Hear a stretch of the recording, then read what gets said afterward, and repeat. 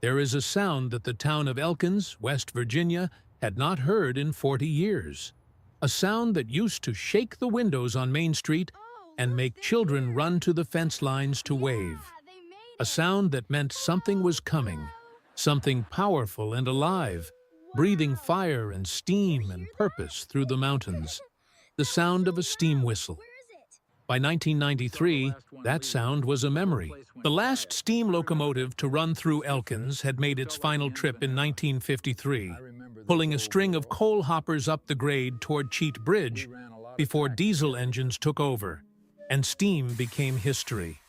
The locomotive, a 1918 Baldwin 280 consolidation type, number 6114, had been shunted onto a rusted siding behind the railroad yard and left there. Left to rust, left to die, left to become what everyone assumed it would become, scrap metal.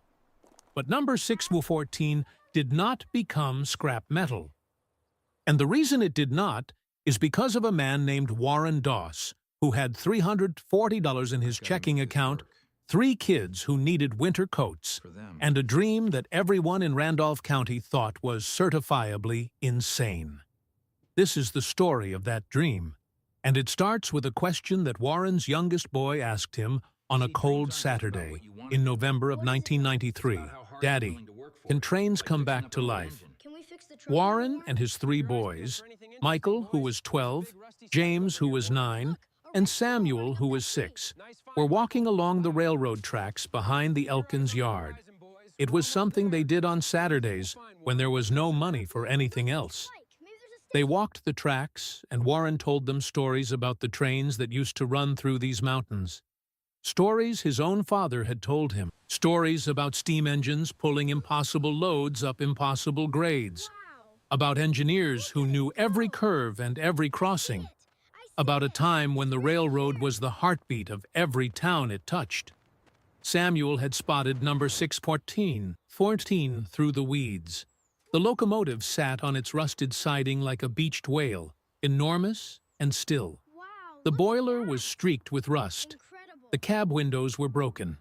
Weeds grew between the drive wheels, which had not turned in 4 decades. The tender behind it was half full of rainwater. Someone had spray-painted a word on the side of the boiler that Warren made the boys look away from. But Samuel was not looking at the rust, or the weeds, or the paint. He was looking at the size of it. The drive wheels were 5 feet tall. The boiler was the length of a school bus. The smokestack rose against the gray November sky like a monument to something that used to matter. "Daddy, can trains come back to life?" Warren looked at the locomotive. He looked at his boys. He looked at the sky, which was the color of old iron, and he said something that would change everything. "I do not know, buddy, but maybe we can find out." Let me tell you about Warren Doss, because you need to understand what kind of man says maybe to a question like that when he has $340 in the bank and a light bill due on Tuesday. Warren was 36 years old. He worked at the Georgia Pacific Lumber Mill on the north side of Elkins, pulling green chain on the night shift. Green chain is the job nobody wants. You stand at the end of the lumber line and pull freshly cut boards off the conveyor, stacking them by size while sawdust fills your lungs and the noise fills your skull. Warren made $9.50 an hour, which came to about $19,000 a year before taxes. After taxes, after the rent on the 3-bedroom house on Cairns Avenue, after food and utilities and the payment on his truck, there was almost nothing left. Warren's wife, Connie, had left 2 years earlier. She had taken a job in Morgantown and decided not to come back. Warren did not blame her. Elkins was a hard town in a hard county in the hardest part of West Virginia. There were no opportunities, no growth, no future that anyone could see. People left. That was what people in Elkins did. They left. Warren stayed. He stayed because his boys were in school and his mother was in a nursing home, and the lumber mill was the only job he knew. He stayed because leaving felt like giving up, and Warren Doss was not a man who gave up. Not on his kids. Not on his town. And apparently, not on a dead steam locomotive that had been rusting behind the railroad yard for 40 years. The Monday after that Saturday walk, Warren drove to the railroad office in Elkins and asked to speak to someone about number 614. The clerk looked at him like he had asked to speak to someone about the moon. The what? The steam locomotive on the siding behind the yard. Number 614. Warren paused. I want to know who owns it and what the plans are for it. The clerk made some calls. An hour later, Warren was sitting across a desk from a regional manager named Phil Coates, a tired-looking man in a company polo who clearly had better things to do. The 614 is scheduled for scrapping, Phil said. It is on the list for next spring. A salvage company out of Pittsburgh is going to cut it up for the iron. Why? I want to restore it. Phil stared at him. Restore it. A steam locomotive. Warren nodded. Do you have any idea what that would cost? Phil leaned forward. The boiler alone would need to be completely rebuilt. New flue tubes, new firebox sheets, new stay bolts. The running gear needs to be dismantled and machined. The frame probably has cracks. We had our engineers look at it 8 years ago, and they said it would cost at least $400,000 to bring it back to operating condition. That is why it is being scrapped. I am not talking about paying a company to do it, Warren said. I am talking about doing it myself. Phil Coates looked at Warren Doss, looked at the lumber mill shirt, the calloused hands, the work boots with the steel showing through the leather at the toe. He looked at a man who made $9.50 an hour and wanted to restore a steam locomotive. Mr. Doss, that locomotive weighs 200,000 pounds. The boiler operates at 200 pounds per square inch. If it is not restored correctly, it is a bomb. You cannot do this in your garage. I am not going to do it in my garage, Warren said. I am going to do it right here, in the railroad yard, on that siding. I just need permission and time. Phil shook his head. The locomotive is railroad property. I cannot just give it to you. But I can delay the scrapping if you can show me a realistic plan. And Mr. Doss? Be realistic. The railroad's own engineers gave up on this machine. What makes you think you can do what they could not? Warren stood up. Your engineers looked at a spreadsheet and saw $400,000 they did not want to spend. I am looking at a machine and seeing work that needs to be done. There is a difference. He walked out of the office and drove straight to the public library. Let me tell you about the next 6 months, because that is where most people would have quit. And Warren Doss did not quit. Warren spent every evening after his shift at the library reading everything he could find about steam locomotive restoration. Technical manuals, engineering textbooks, boiler codes, metallurgy guides. He wrote letters to heritage railroad organizations across the country, asking for advice, for guidance, for anything they could share. Most did not respond. A few did. One man in particular, a retired railroad mechanic in Virginia named Clyde Sutter, wrote back a 12-page letter detailing every step of a locomotive restoration he had helped complete in 1986. Clyde's letter became Warren's Bible.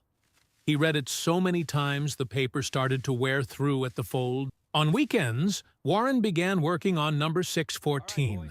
He started with what he could do for free: clearing the weeds, cleaning the cab, removing decades of rust and debris from the running gear. His boys helped, Michael and James pulling weeds, while Samuel handed his father tools and asked questions that Warren mostly could not answer yet. By spring of 1994, Warren had a plan. He presented it to Phil Coates in a handwritten document that was 40 pages long and included diagrams he had traced from library books. The plan called for a 5-year restoration timeline. Warren would do the work himself, with volunteer help, using donated and salvaged materials wherever possible. Phil read the plan. He did not laugh, which Warren took as a good sign. He said he would take it to his supervisors. 2 weeks later, Phil called Warren with an answer. The railroad would delay scrapping for 2 years, not 5. 2. If Warren could show significant progress in that time, they would extend. If not, the salvage company would come. 2 years. Warren had 2 years to show that a lumber mill worker with no formal engineering training could do what the railroad's own professionals had declared impossible. Let me tell you about the boiler, because that was the mountain Warren had to climb before anything else mattered. A steam locomotive's boiler is its heart. Everything else, the wheels, the rods, the cab, is just the body that carries the heart around. If the boiler cannot hold pressure safely, the locomotive cannot run. Period. Number 614's boiler was in bad shape. 40 years of sitting idle had taken a toll. The fluid tubes, 186 of them, were corroded and would need to be replaced. The firebox sheets had thinned from years of internal corrosion. Several stay bolts were cracked. The boiler shell itself had surface rust, but was structurally sound, which was the one piece of good news in a sea of bad news. Replacing 186 flue tubes would cost at least $30,000 if you bought them new. Warren did not have $30,000. He did not have $3,000. What Warren had was stubbornness and a telephone. He started calling every scrap yard, every salvage operation, every junkyard within 200 miles. He was looking for flue tubes from scrapped locomotives, boilers, or industrial equipment. He called dozens of places. Most said no. Some laughed. But a scrap dealer in Parkersburg had a pile of flue tubes pulled from an old industrial boiler that he would sell for 10 cents on the dollar because nobody else wanted them. The price was $2,800. Warren did not have $2,800. He barely had $340. But the Elkins Rotary Club had heard about what he was doing, and they put up the money. Warren drove to Parkersburg on a Saturday with his truck and trailer. He loaded 200 flue tubes and drove home feeling like he was carrying gold. The tubes needed to be cut to length, cleaned, expanded, and rolled into the tube sheets. Warren built a tube expander from a hydraulic jack and scrap steel, following instructions from Clyde Sutter's letter. It took Warren 6 months to retube the boiler. 6 months of weekends and evenings, crawling inside the boiler after his night shift at the mill, expanding tubes by hand in a space so tight he could barely turn around. His boys brought him coffee and sandwiches. Michael, now 13, started learning to use the tools, handing his father wrenches through the firebox door, holding the flashlight steady for hours at a time. The firebox was next. Warren could not afford new steel sheets, so he patched what he could, welding reinforcement plates over the thinned areas, replacing the worst sections with steel he salvaged from a demolished water tank. Every weld had to be perfect. A bad weld in a firebox operating at 200 pounds per square inch was not a mistake. It was a catastrophe. Warren taught himself to weld boiler steel from a correspondence course he paid for in installment. He practiced on scrap metal until his welds were as clean and strong as any professional's. Then he welded the firebox patches, had them inspected by a certified boiler inspector who drove up from Charleston, and held his breath until the inspector said the words Warren had been waiting to hear. "These welds are good. They will hold." By the fall of 1995, the boiler was rebuilt. Warren invited Phil Coates to watch the hydrostatic test, where the boiler is filled with water and pressurized to 1.5 times its operating pressure. If anything was going to fail, this was when it would happen. Phil stood 50 feet away. Warren stood next to the boiler with his hand on the pump. He brought the pressure up slowly. 100 pounds, 150, 200. 250, 300 pounds per square inch, 50% above operating pressure. The boiler held. No leaks, no cracks, no failures. Phil Coates extended the deadline to 5 years, but he did something else that Warren did not expect. He pulled Warren aside after the test and said, "I have a discretionary fund for community development projects. It is meant for things that benefit the region. A working steam locomotive on a heritage rail line would bring tourists, attention, economic activity. I can authorize $50,000 toward materials and certified inspections." Warren stared at him.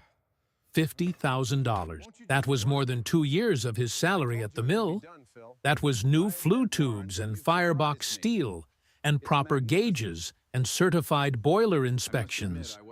That was the difference between scrounging for every part and actually being able to buy what the locomotive needed. "Why?" Warren asked. "Because I was wrong about you," Phil said. "I told you our engineers gave up on this machine. They did. But they gave up because the numbers did not work on a spreadsheet. You are not working from a spreadsheet. You are working from something else. And after watching you rebuild that boiler in your spare time with salvage parts and homemade tools, I think whatever you are working from might be worth investing in." Warren shook Phil's hand. He did not trust his voice to say anything more. Let me tell you about the next 3 years, because that is where the community became part of the story. Word had spread about what Warren was doing. At first, people were skeptical. The man from the lumber mill trying to rebuild a steam engine. It sounded like a joke. But as the months passed and the locomotive began to change, as the rust disappeared and the metal began to gleam, as the drive wheels were pulled and machined and reinstalled, people started showing up. First, it was a few retired railroad men who remembered steam. They came to watch, then to advise, then to work. One of them, a man named Otis Crawford, who had fired locomotives in the 1940s, showed Warren how to adjust the valve gear, how to pack the piston glands, how to set the timing so the engine would run smoothly. Then it was younger men, mechanics and welders from the mill and the mines, who came on weekends because they wanted to be part of something. They brought tools, brought skills, brought the kind of blue-collar expertise that no amount of money can buy.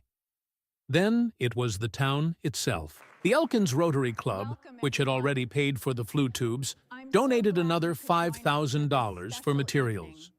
The high school shop class made replacement parts under Warren's supervision. A woman named Helen Marsh organized a fundraising dinner that brought in $8,000 in one evening. The local newspaper ran a story, then a regional paper, then a TV station out of Clarksburg. Donations trickled in from across the state. $5 here, $20 there. It all added up. Warren did not seek the attention. He just kept working. Nights at the mill, weekends on the locomotive, evenings reading technical manuals by the light of his kitchen table, while his boys did their homework across from him. Michael was now 16 and could operate a lathe. James was 13 and had learned to weld. Samuel was 10 and had appointed himself the official keeper of the restoration notebook, writing down everything his father did, every part that was installed, every problem that was solved. By the spring of 1998, number 614 was nearly complete. The boiler was certified. The running gear was rebuilt. The drive wheels had been trued and pressed back onto their axles. The cab had been restored, new glass, new gauges, a new seat for the engineer. The tender had been drained, repaired, and repainted. The locomotive gleamed in fresh black paint with gold lettering and red trim, exactly as it had looked in 1918 when it rolled out of the Baldwin Locomotive Works in Philadelphia. The total cash spent on the restoration was just under $100,000. Phil Coates had authorized $50,000 from the railroad. The community had raised another $38,000 through the Rotary Club, fundraising dinners, church collections, and small donations from hundreds of people who wanted to see number 614 run again. Warren Doss had contributed almost no money because he had almost no money to contribute. What Warren had given was something the accountants could not put a number on. 5 years of labor, thousands of hours of work, evenings after his mill shift crawling inside a boiler, weekends machining parts, every spare minute of his life poured into a machine that everyone else had abandoned. The railroad's engineers had estimated $400,000 because they priced labor at professional rates. Warren's labor was free, and it was worth more than anything money could buy. He had worn the same boots until the steel showed through on both toes. He had given every spare hour of his life to this machine. He had nothing left to give except the one thing that mattered most, the work itself. But the locomotive was finished. And on a Saturday morning in June of 1998, 5 years after Samuel had asked his question on the railroad tracks, Warren Doss was going to answer it. "Daddy, can trains come back to life?" Let me tell you about that morning, because everyone who was there remembers it the same way. The fire was built at 4 in the morning. Warren and Otis Crawford worked together, laying the fire in the firebox the way Otis had learned 50 years earlier. Wood first, then coal, building the heat slowly, letting the boiler warm gradually. You cannot rush a steam locomotive any more than you can rush a sunrise. The physics will not allow it. By 7, the pressure gauge was climbing. 50 pounds, 100, 150. The boiler was ticking and groaning as the metal expanded. Sounds that Warren had read about but never heard. Sounds that Otis had not heard in 40 years. By 8, the pressure was at 200 pounds. Operating pressure. The locomotive was alive. Warren climbed into the cab. His 3 boys stood on the platform behind him. Michael, James, Samuel. They had grown up with this locomotive. They had given their childhood weekends to it. They deserved to be there for this moment. Warren put his hand on the throttle. He looked at Otis, who was standing on the ground beside the locomotive, tears running down his weathered face. Otis nodded. Warren pulled the whistle cord. The sound that came out of that locomotive had not been heard in Elkins, West Virginia in 45 years. It echoed off the mountains.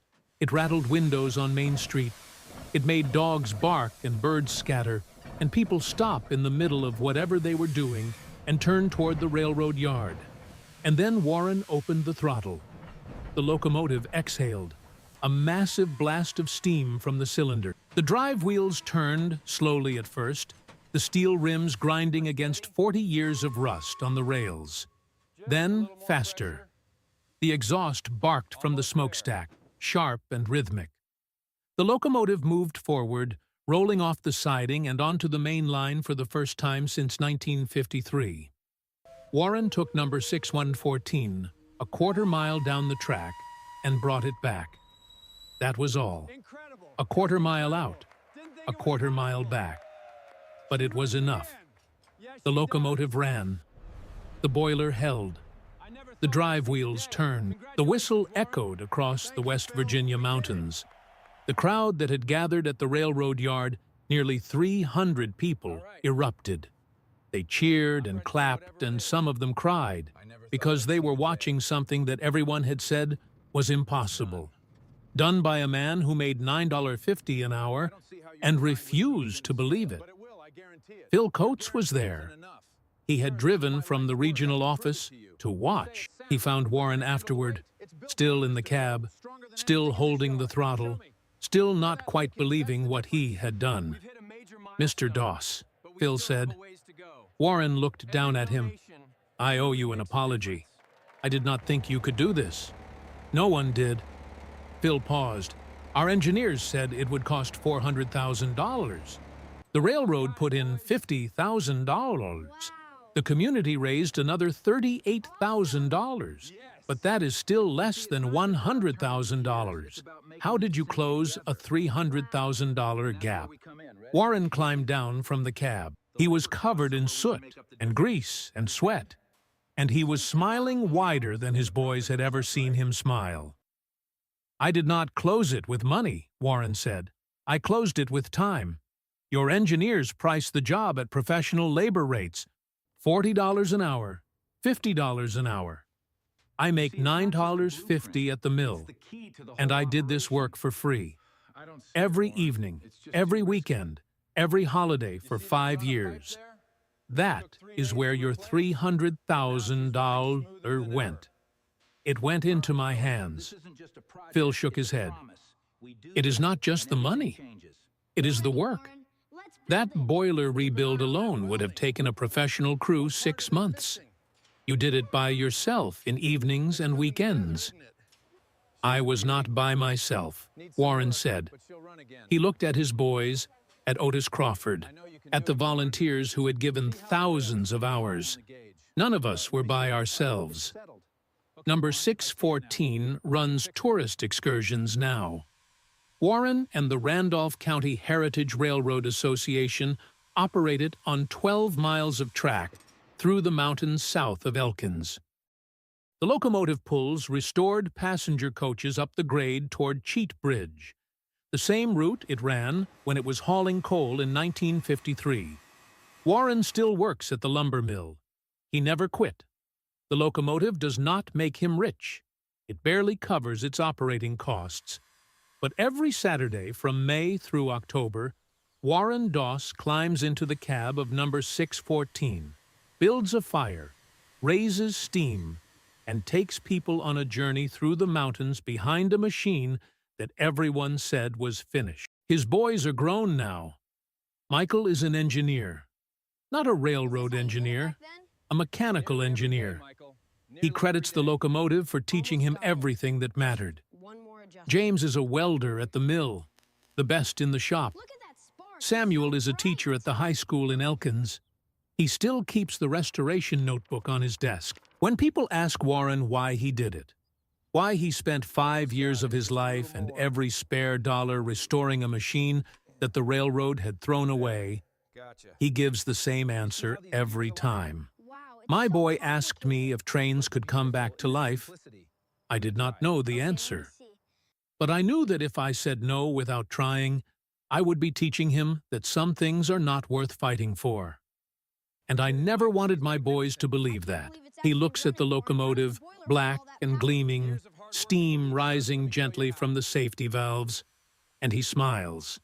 "Besides," he says, "somebody had to do it, and nobody else was going to."